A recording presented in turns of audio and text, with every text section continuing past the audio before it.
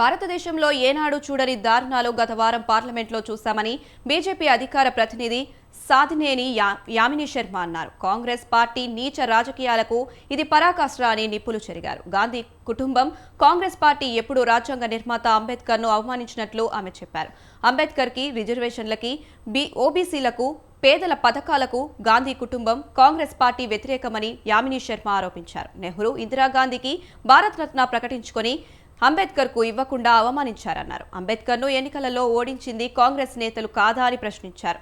దేశ విద్రోహ శక్తులుగా రాహుల్, ప్రియాంక తయారయ్యారని యామిని వ్యాఖ్యానించారు. సామెత ఉంది తెలుగులో, పుట్టకతో వచ్చింది పిడకలతో గాని పోదు అని.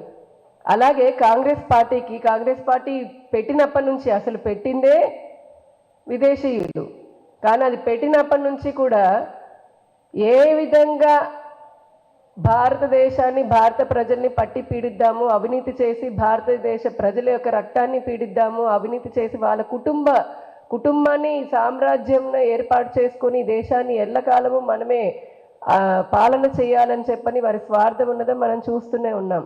ఎన్నో దేశ వ్యతిరేక చర్యలు కూడా కాంగ్రెస్ పార్టీ చేస్తూనే ఉంది.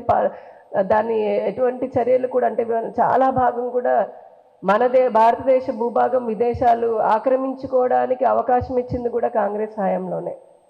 మనకు తెలుసు, ఒక సామెత ఉంది తెలుగులో, పుట్టకతో వచ్చింది పిడకలతో గాని పోదు అని.